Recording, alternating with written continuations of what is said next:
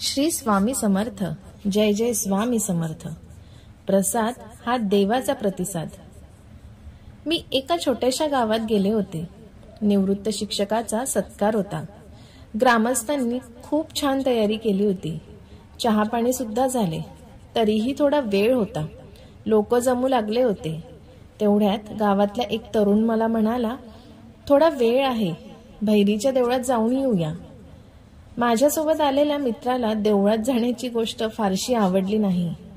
त्याच्या चेहऱ्यावर ते दिसतच होते. मी निघाले तसं तोही निघाला. देऊळ म्हणजे खोपटेच होते. फार जागृत स्थान आहे ताई. सगळे गाव याला म्हणतात. तो गावातला तरुण मला म्हणाला. माझा मित्र कसनुसा हसला. मी देवळात गेले, नमस्कार केला. गुरुवाने प्रसाद सुद्धा दिला. मी पाया पडून प्रसाद तोंडात लगेच टाकला. मित्राच्या हातात प्रसाद तसाच होता. त्याने पहिल्यांदा वास घेतला, मग निरखून पाहिले. न खाता त्याने प्रसाद हळूच एका दिवळीत ठेवला. मी प्रदक्षिणा घातली. गुरव म्हणाला, बरं केलं तुम्ही सत्काराला आलात ते. गुरुजी फार भले माणूस. सगळं गाव छान केले. कुठं अडू द्या नडू द्या, देवासारखे गुरुजी पळत येणार.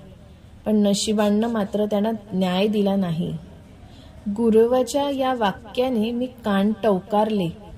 गुरुजींचे जीवन समजून घेण्यासाठी गुरुवाला 1-2 प्रश्न विचारले. गुरुजींची जीवनकथा ऐकून मी स्तब्ध झाले. तरुण मुलगा अकाली गेला. लग्न झालेल्या मुलीचा संसार मोडला. मुलगी माहेरी आली. बायकोला दोन्ही धक्क्यांनी वेड लागले. तिला सावरून उभी करून गाडी रुळावर येतच होती तेव्हाच त्या मुलीने जीव दिला. आता एकमेकांच्या आधाराने ते दोघे उभे राहिले आहे. सारे गावच कुटुंब बनवले. गुरुजींनी केलेले कार्य मला माहिती होते, पण ही सारी दुःख भरली कहाणी माहिती नव्हती. कार्यक्रम छान झाला. निघताना मी आणि माझा मित्र गुरुजींचा निरोप घ्यायला मुद्दामून गेलो. मी निघताना गुरुजींना न राहून विचारले, हे सगळे कसे सहन केलेत? गुरुजी म्हणाले, आयुष्यात जे आपल्याला मिळते तो देवाचा प्रसाद मानला. चिकित्सा नाही, चिरफाड नाही, चिडचिड नाही. प्रसाद हातात आला की चटकन तोंडात टाकतो की नाही आपण. चवीचा विचार सुद्धा करत नाही. ताजे आहे की शिळे आहे हे सुद्धा विचार करत नाही. त्याला पेढा, मला गुळ का असे म्हणत नाही. घेतो आणि खातो. धन्य होतो. हे कधी विसरलो नाही. प्रसाद हा देवाचा प्रतिसादच मानला. माझे डोळे भरून आले. मी वाकून नमस्कार केला आणि छान हसून माझा हात हातात घेतला. स्पर्श आणि हास्यांचा जणू मला त्यांनी प्रसादच दिला. गुरुजींशी झालेल्या संवादातून केवढा हितोपदेश मिळाला, तोही अगदी सहज. प्रसाद देवाचा प्रतिसाद असतो हे पटले तर जगणे किती सुंदर बनून जाते हे त्यावेळेला मला समजले. मंदिरात आपल्याला प्रसाद मिळतो त्याची आपण चिकित्सा राहोच, चर्चाही करत नाही. कुणाला 4 शेंगदाणेच मिळतील तर कुणाला बत्तासे मिळतील. कुणाला काजूचा तुकडा असलेला शिरा मिळेल तर कुणाला करपलेल्या शिऱ्याचा लाभ होईल. आपण प्रसाद घेतो, खातो आणि कृत्यकृत्येने हात जोडतो. देवळातल्या प्रसादासारखेच मानावेत आयुष्यातील प्रसंग.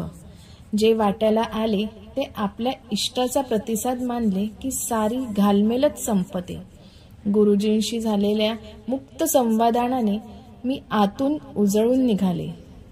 असेच एकदा मी भागवत कथा ऐकायला गेले होते. भागवत कथेची सांगता झाली तेव्हा सर्वांना प्रसादही दिला. सारी आवराआवर झाल्यावर एक वृद्ध आजी आली आणि म्हणाली, प्रसाद कधी मिळेल? सारे जिकडचे तिकडे झाल्याचे तिला कळल्यावर ती खट्टू झाली. तेवढ्यात त्या कार्यालयात असणारी एक महिला म्हणाली, थांब मावशी, एक लाडू आहे, देते तुला. आजीला आनंद झाला. बुंदीचा लाडू हातात घेऊन तिने कपाळाला लावला आणि लाडवाचा एक तुकडा घेऊन उरलेला लाडू परत देत म्हणाली, पुन्हा कोणी आलं तर यातला कणभर त्यालाही देता येईल. कोणी तसंच जायला नको. प्रसाद जीव निवण्यासाठी पाहिजे, पोट भरण्यासाठी नको. मला तिचे पाय धरावेसे वाटते. आध्यात्मिकतेने अनासक्ती येते, ती अशी. मन प्रसन्न असेल ना तर मनाने नाही कणानेही समाधान लाभते, हे त्या आजीच्या संवादानातून उलगडले. परमार्थ वेगळा काय शिकवतो? आयुष्यातला प्रत्येक क्षण भगवंताचा प्रसाद म्हणून स्वीकारता आला तर सारे तणाव, सारा वैताग संपून जाईल. जगणे प्रासादिक होईल. बीजात सारा वृक्ष सामावलेला असतो, तसा कणाकणात ब्रह्मांडव्यापी आनंद सुद्धा असतो.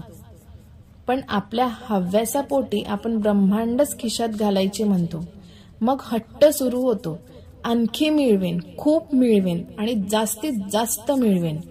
शेवटी ओंजळ रिक्तच राहते. असे निराश होण्यासाठी आपल्याला आयुष्य मिळालेले नाही. खरे तर आयुष्य हाच महाप्रसाद आहे. एकदा ते मिळाले ना, आणखी काय हवंय? आता मिळवायला नव्हे तर वाटायला शिकले पाहिजे. तळहातावर मिळालेला गोपालकाला स्वतःसाठी थोडा ठेवून कण कण सर्वांना वाटायचा असतो.